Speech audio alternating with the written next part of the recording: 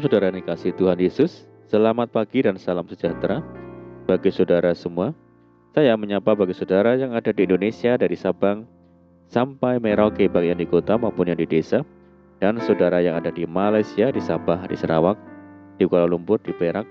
Senang sekali kembali menjumpai saudara pada pagi hari ini. Kiranya damai sejahtera dan sukacita dari Roh Kudus melimpah dalam hati dan kehidupan saudara semua, dan kiranya saudara semua dalam keadaan sehat selalu. Selamat datang kembali di Pokok Anggur bersama saya Yosia Krispianto. Mari saudara, sebelum kita bersama-sama merenungkan firman Tuhan, mari kita bersatu di dalam doa.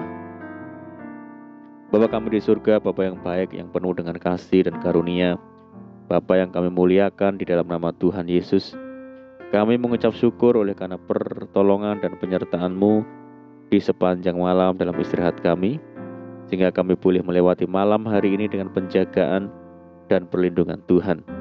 Itu semua karena berkat pertolongan Tuhan. Pada pagi ini kami kembali rindu untuk merenungkan firman-Mu. Berbicaralah kepada kami ya Tuhan, urapi kami dan jamah hati kami, sehingga kami dapat memahami maksud firman Tuhan. Terima kasih Tuhan, kami siap merenungkan firman-Mu hanya di dalam nama Tuhan Yesus kami berdoa. Amin.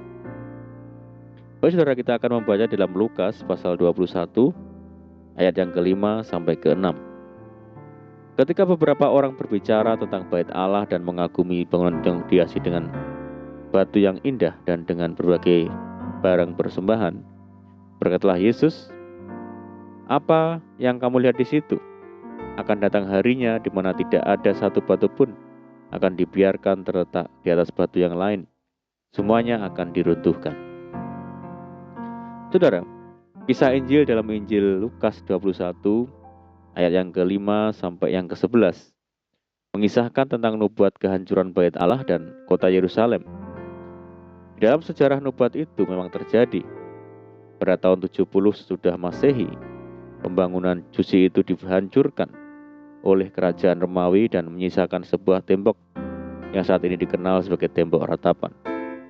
Di tembok itulah orang-orang Yahudi seringkali mengadakan ibadat dengan memegang temboknya sambil meratapinya.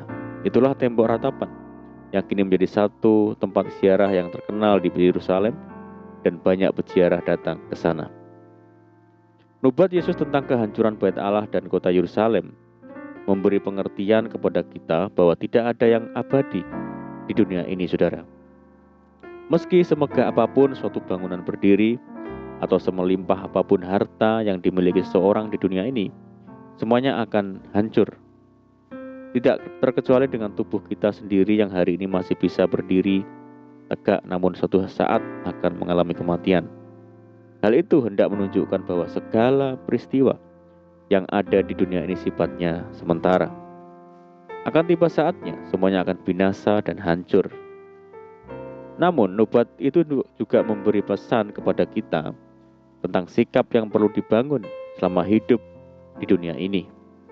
Hendaknya kita bersikap bijaksana terhadap segala sesuatu yang ada di dunia ini. Jangan terbuai dengan kemewahan harta. Jangan pula menaruh sikap kagum yang berlebihan terhadap hal-hal materi di dunia ini. Ingatlah, semuanya akan binasa, saudara. Saat kita mati, semuanya akan kita tinggalkan di dunia ini. Dan saat waktunya tiba, yaitu akhir zaman, semuanya akan binasa. Semuanya akan berakhir, saudara. Satu hal yang perlu senantiasa kita bangun dan pupuk di dunia ini ialah hal-hal yang menjamin kebahagiaan kita akan hidup di kemudian hari, yaitu perbuatan baik dan sikap saling mengasihi satu sama lain. Hidup di kemudian hari itu sifatnya kekal dan abadi. Setelah masa hidup kita di dunia ini berakhir, kita akan memasuki masa hidup yang tidak akan binasa. Dan di sanalah kita akan diganjari sesuai dengan perbuatan dan sikap hidup kita di dunia ini. Oleh karena itu, saudara, Injil Lukas 21 ayat yang ke-5 sampai 11 ini hendak mengajak kita untuk tidak membangun fokus dan sikap yang berlebihan pada hal-hal duniawi yang sifatnya sementara, tetapi berfokus pada hal-hal surgawi yang sifatnya abadi. Tidak ada yang abadi di dunia ini. Namun sesudah hidup kita di dunia ini berakhir, kita akan memasuki suatu keabadian hidup. Kesanalah hendaknya fokus hidup kita selama berada di dunia ini.